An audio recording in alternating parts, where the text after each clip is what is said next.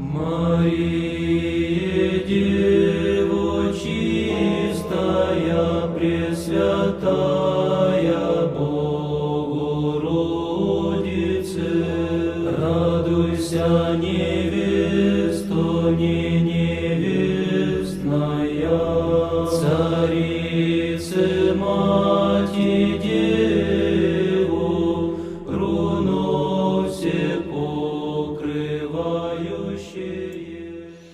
Bien, este es el quinto video consagrado a la crítica de la ponencia de Darío Stahrachber acerca de la reinterpretación de Dios.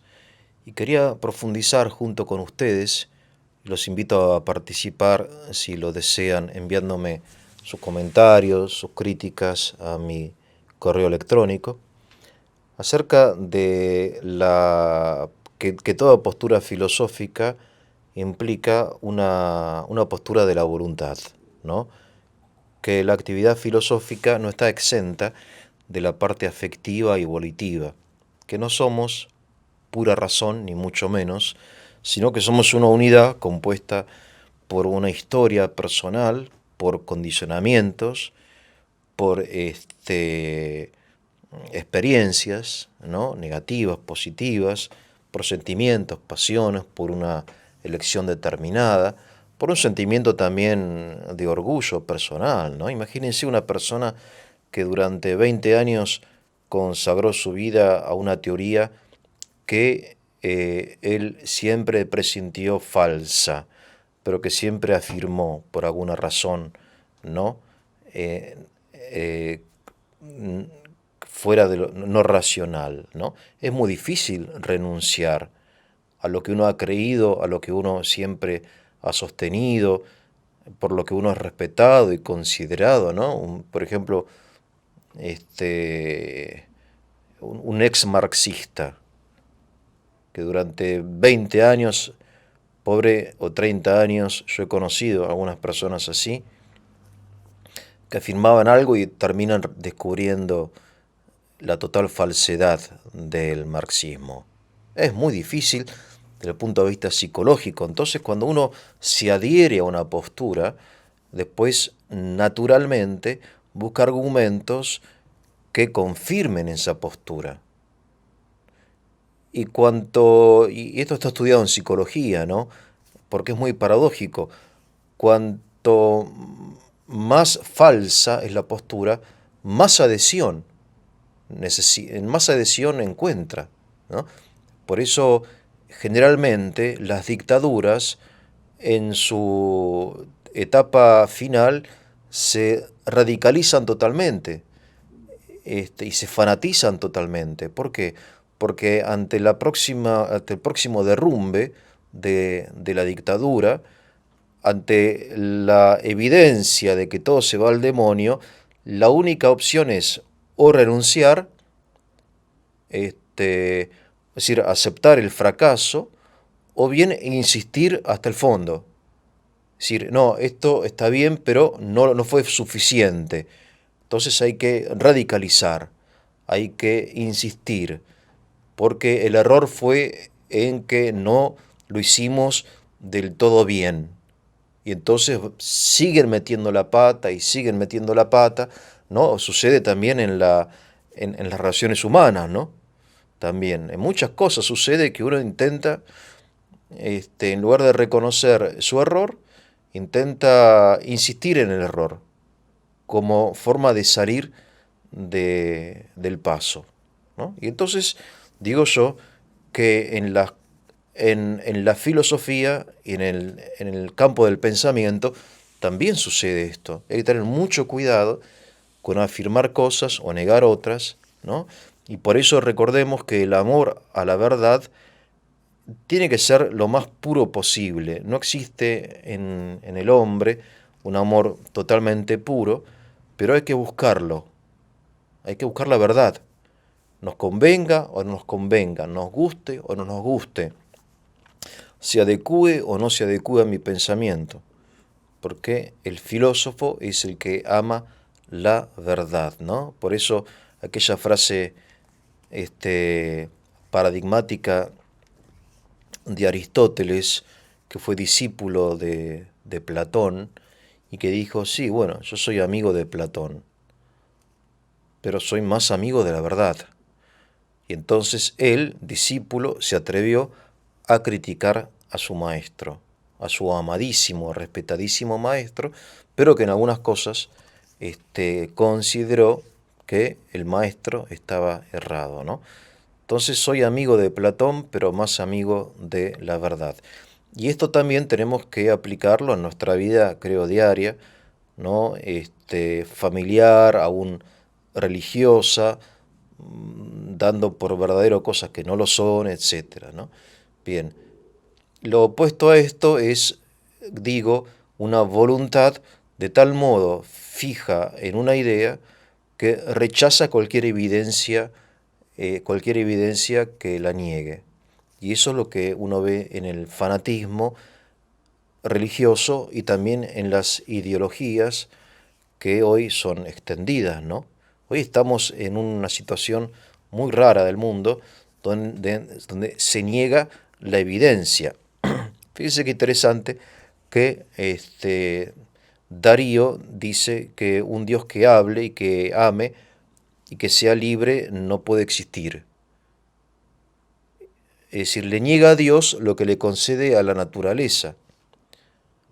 ¿Por qué digo esto? Porque él es muy favorable de la desconstrucción, en particular de la ideología de género. Ustedes saben que hoy hay una ideología según la cual uno elige ser hombre o mujer, varón o mujer, ¿no? Y entonces se exalta de tal modo la libertad que la libertad viene a suprimir la naturaleza. Es interesante, es muy interesante como postura filosófica. Y entonces lo que define mi ser no es mi naturaleza, lo que ellos llaman biologismo. Fíjense qué interesante, ¿no? Porque siempre encuentran palabras. Los ideólogos siempre encuentran términos para desprestigiar la verdad. Ellos llaman biologismo a la biología. Es decir, si yo soy hombre, me considero hombre porque tengo condiciones de varón, ¿no?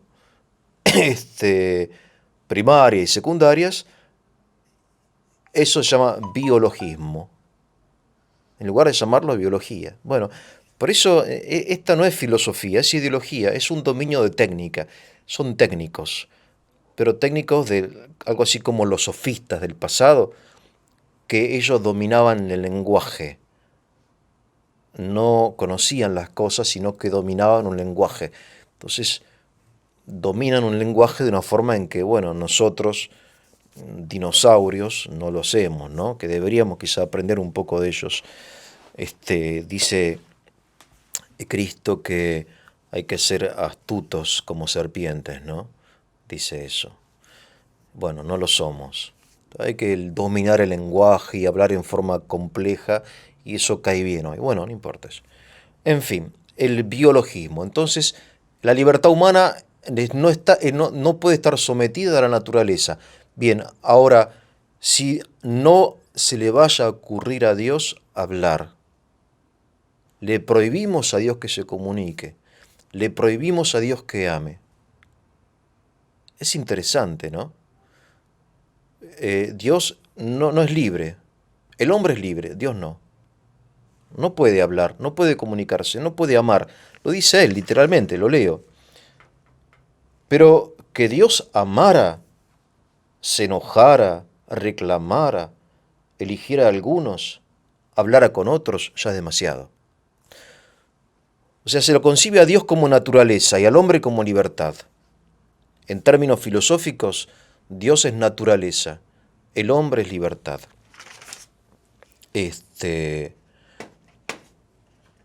Cuando en realidad es más bien al contrario. Dios es libertad y el hombre es naturaleza. Dios es pura libertad. Es libertad pura, libertad infinita. En cambio, el hombre está condicionado por su propia naturaleza, que bueno, naciste varón,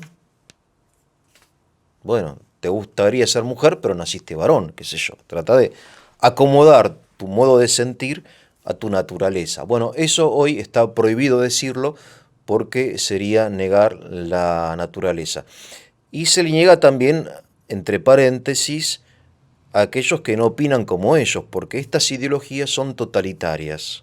Y esto hay que tenerlo muy en cuenta, que si nos dejamos estar, la ideología de la deconstrucción, del relativismo, va a, como ellos consideran que es lo racional y es lo justo, y entonces ir en contra de eso es ir en contra de la razón, de la justicia, y entonces va a estar prohibido opinar de otra forma.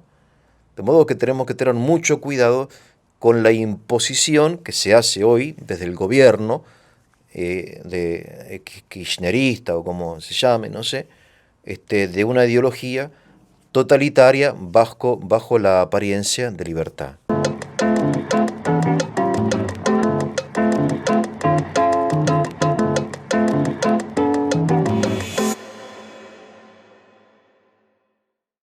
Por otro lado, lo que se observa en la modernidad, no entendida en sentido cronológico, sino en sentido ideológico, es una permanente intromisión del racionalismo en lo que no le pertenece, que es la revelación, ¿no?, divina. Uno puede aceptar o no la revelación, lo que no puede hacer es interpretarla de acuerdo a sus propias categorías, porque sería ir en contra de la verdad. Y esto es muy importante, porque es más honesto decir, bueno, yo no creo en Jesucristo, no creo en Dios, que interpretarlo de acuerdo a las categorías de una determinada filosofía, cosa que se hace, se ha hecho. Yo tengo tres ejemplos para mí obvios. El primero es el ejemplo de la teología de la prosperidad, así llamada. O sea, se interpreta el Evangelio de acuerdo a categorías del capitalismo, donde obviamente el paradigma, el ideal del capitalismo es el hombre exitoso, exitoso fundamentalmente en términos económicos. Y entonces se entiende el Evangelio y la providencia divina y la protección divina y la elección divina como un medio para enriquecerse, o la riqueza como un signo del beneplácito divino, ¿no? ¿Qué es la teología de la prosperidad? Es ni más ni menos que la ideología del capitalismo, o la parte, digamos, más oscura del capitalismo, que es este afán de riqueza, que es infinito, no tiene límite, es decir, ponerlo como clave de interpretación de los textos bíblicos. Y entonces cada vez que la Biblia habla de que Dios bendice, que Dios enriquece, que Dios protege al justo y que le da esto y lo demás, esos textos son obviamente los que más se citan, pero hay textos que dicen lo contrario, ¿no? Hay textos donde Cristo dice, el que quiera ser mi discípulo, que cargue mi cruz y me siga, ¿no? Está muy lejos de la idea del éxito, del tipo exitoso, con una casa divina, con un auto último modelo, con una esposa divina, con chicos divinos. No, eso no está en el Evangelio, ¿no? Entonces se interpreta el Evangelio de acuerdo a una ideología, en este caso, la teología de la prosperidad, tan frecuente hoy entre algunas comunidades evangélicas, no todas, pero algunas sí, están totalmente como atravesadas por esta idea del éxito material, que está muy bien, pero no tiene mucho que ver con la salvación ni con la elección divina, porque hay gente que tiene éxito material, y que, bueno, y hay gente que no tiene éxito material, y que, bueno, son grandes hombres, ¿no? Grandes genios o santos o héroes. Un Belgrano, por ejemplo, que cuando lo enterraron, la lápida usaron como lápida la mesa de mármol de su cómoda. El mármol no tenía un peso, Belgrano. Bueno, y entonces la teología de la prosperidad. La segunda, el segundo es la marxista, ¿no? que se introduce en la Iglesia Católica mediante la teología de la liberación y que produce un mal enorme en Latinoamérica sobre todo, que es la interpretación de la Biblia de acuerdo a categorías marxistas, al explotador y al explotado, al esclavo, al señor, a la lucha de clases, ¿no? Y entonces, muy conveniente obviamente para los marxistas, que aunque sean en el fondo ateos, saben que la Iglesia Católica tenía y sigue teniendo mucha autoridad entre la gente. Entonces aprovechan ese canal, se meten dentro de la Iglesia Católica mediante esa teología de la liberación, no de la prosperidad, como los capitalistas, como los protestantes, sino de la liberación. Cristo vino a liberar a los pobres de las estructuras opresoras, ¿no? Y etcétera. Cuando, bueno, obviamente, la justicia social, la doctrina social de la Iglesia, etcétera, pero no se puede reducir el Evangelio a eso, ni pensar que las estructuras sociales son la causa de todo, cuando en realidad el pecado original es algo interior, de la voluntad, invisible, que después se manifiesta en estructuras injustas, pero Cristo no vino para eso, ¿no? Son formas de racionalismo, Es el mismo error en que incurre este joven, Darío, cuando limita la revelación a una idea de Dios que él dice, ¿no? Vuelvo a leer, postulé un Dios invisible, único, atemporal e incorpóreo. Sí, claro, muy bien. Dios es también invisible, único, atemporal, incorpóreo, así es Dios, sin duda, pero también es amor, también es logos, es palabra, ¿no? También es el creador y le gusta estar con nosotros. Por alguna razón nos creó y le gusta estar. Dice la Biblia que Dios se regocijaba entre sus hijos, entre los hombres, ¿no? Bueno, no sé, es libre, podría haber hecho de otro modo, bueno, eligió así. Dios es libertad, ¿no? Entonces, y la tercera, estas formas de reduccionismo es la freudiana, porque aunque es menos difundida, ¿no? Menos difundida, es más rara, de pensar que en el Evangelio hay complejo de Edipo, la virginidad de María,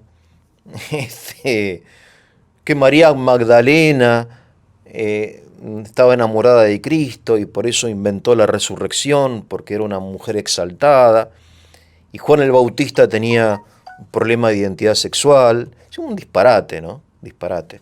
Entonces yo creo que es mucho más honesto decir, bueno, a mí me gustaría creer, pero no tengo fe, que intentar interpretar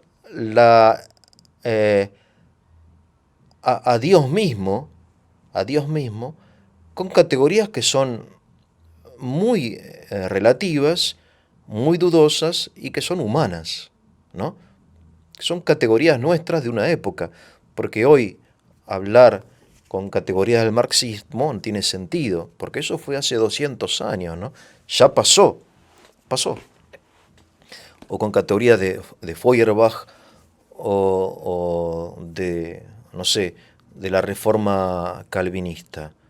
Hay que reconocer que en su tiempo tuvieron un sentido, fueron exigidas quizá por la gente, quisieron decir algo, expresaron cierta inquietud, cierta verdad relativa, bueno, pero hoy ya pasó eso, ¿no? Y entonces este tipo de reduccionismo va en contra de la verdad y de la actitud hacia la verdad. Decía el Kempis, decía, hay que leer la escritura con el mismo espíritu con que fue escrita.